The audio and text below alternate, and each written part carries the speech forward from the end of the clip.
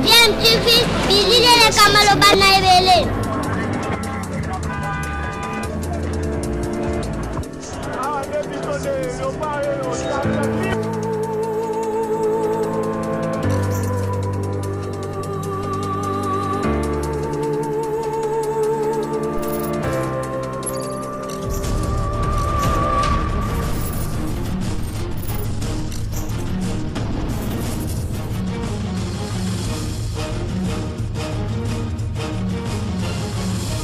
Bien, tu fais toujours un enfant. Vous êtes sur DMTV, merci beaucoup de nous suivre. Hein.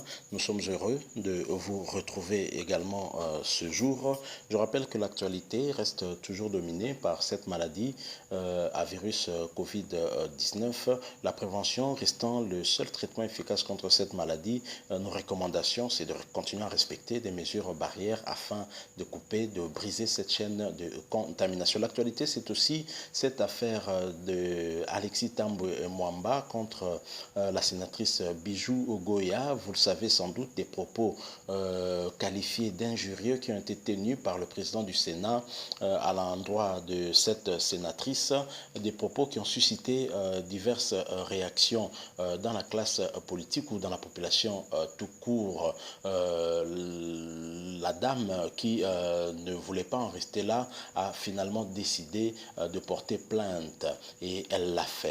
Celle-ci a porté plainte en date du 30 avril et je vous lis sa plainte adressée à monsieur le procureur général près la cour de cassation à Kinshasa à Gombe. Objet: plainte contre monsieur Alexis Tambwe Mwamba pour imputation dommageable, injure publique, fait prévu et puni par les articles 74 et 75 du CEPC livre 2. Voilà, monsieur le procureur général, c'est avec amertume que je vous saisis par la présente, conformément aux dispositions des articles 153 de la Constitution et 93 de la loi organique numéro 13/0 11/B du 11 avril 2013 portant organisation, fonctionnement et compétences des juridictions de l'ordre judiciaire pour porter plainte contre M.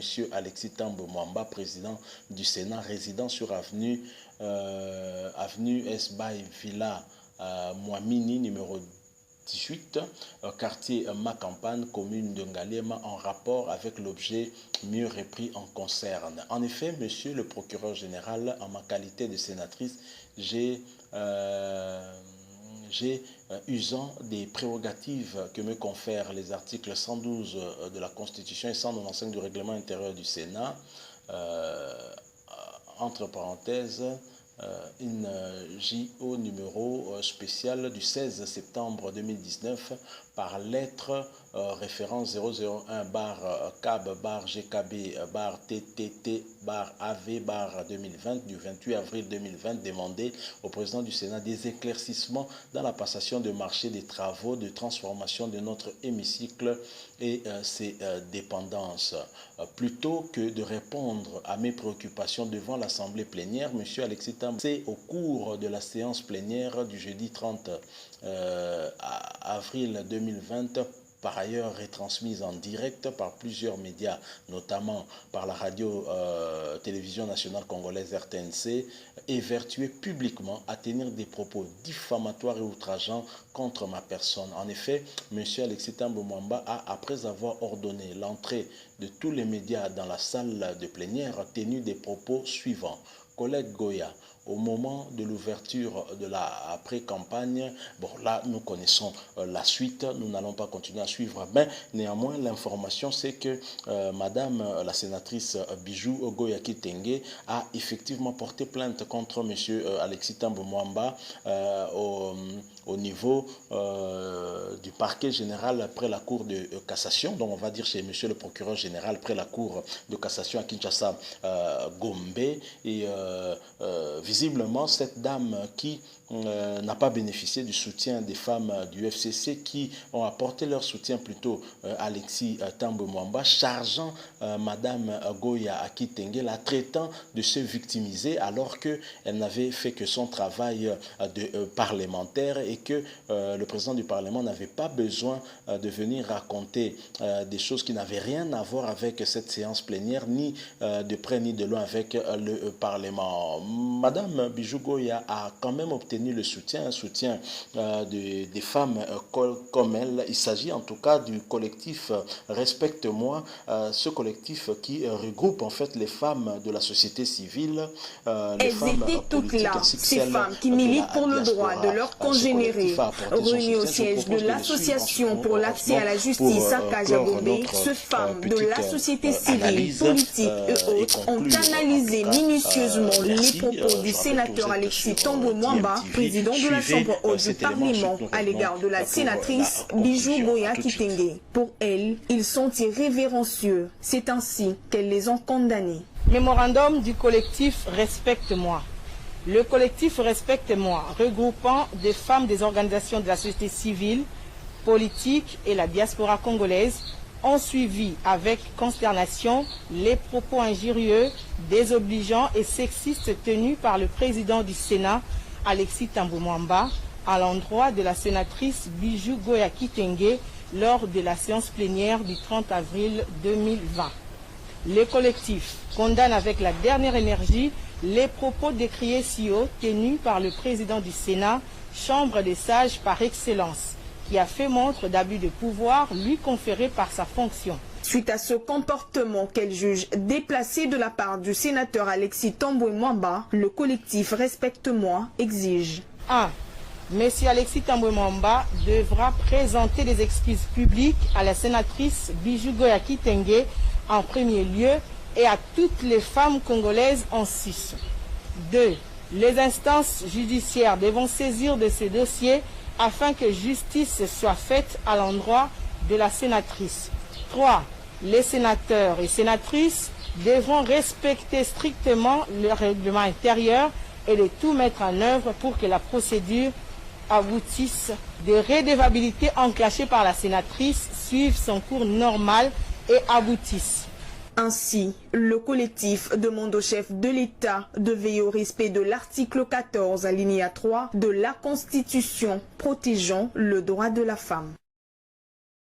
Voilà, vous venez de suivre ce collectif Respecte-moi, dont le nom dit tout, Respecte-moi, et qui regroupe en tout cas les femmes de la société civile, les femmes politiques et les femmes de la diaspora congolaise. Ce collectif, en tout cas, fustige le comportement dégradant du président du Sénat, Alexis Thambwe Mwamba, à l'égard d'une femme parlementaire de surcroît qui ne faisait que son travail prévu par la loi, par la Constitution et par le règlement intérieur du Sénat. Même elle était en tout cas dans le cadre de l'exercice de ses tâches parlementaires, elle ne s'est pas sortie de cela et donc le président du Sénat n'avait qu'à répondre à sa lettre plutôt que de débiter des propos hautement injurieux et diffamatoires à son encontre. Voilà pourquoi ces femmes dénoncent cette attitude du président du Sénat et apportent leur soutien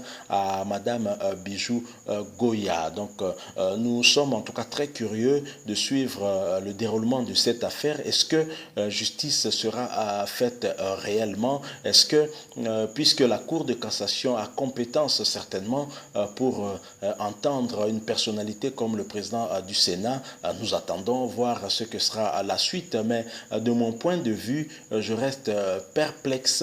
Je ne suis pas optimiste quant à la suite de ce dossier, de ce feuilleton, parce que l'état de droit que nous voulons tous titube encore. Nous ne sommes pas encore arrivés et nous avons quelques doutes. En tout cas, nous allons observer si le directeur de cabinet du chef de l'État se trouve à Makala. Alexis Thambwe Mwamba n'est est aussi justiciable comme tout le monde, comme l'est aussi d'ailleurs le chef de l'État, car nul ne peut être au-dessus de la loi. Nous espérons que la loi, rien que la loi sera respectée et que la justice sera faite si effectivement la justice estime aussi que Madame la sénatrice Bijou Ogoya a raison par rapport à sa plainte. Donc, wait and see, comme disent les Britanniques, nous attendons voir, faisons confiance à la justice avec des signaux qu'elle nous a donnés ces dernières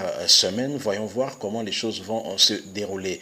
Mais il serait quand même temps que des messieurs comme Alexis Thambwe Mwamba comprennent qu'ils sont justiciables comme tout le monde et qu'ils ne sont pas au-dessus des lois. Lui, qui est un juriste et qui est mieux placé pour comprendre tous les contours du respect des lois, nous pensons en tout cas que si culpabilité serait prouvée, qu'il puisse subir la peine telle que prévue par la loi. N'oublions pas que c'est une personnalité dont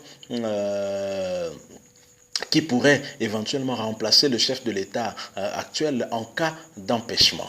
Donc ce n'est pas n'importe qui et donc il devrait plutôt être exemplaire. Merci beaucoup vous qui nous avez suivis. Je rappelle que vous êtes sur DMTV. Si vous avez aimé, laissez-nous un like. Aussi, abonnez-vous si vous ne l'êtes pas encore. N'oubliez pas de cliquer sur la cloche qui apparaît juste à côté pour être désormais notifié de nos prochaines vidéos. Je rappelle aussi que nous sommes toujours en pleine période de pandémie contre cette maladie, pandémie à virus Covid-19, et donc le meilleur traitement contre cette maladie reste la prévention.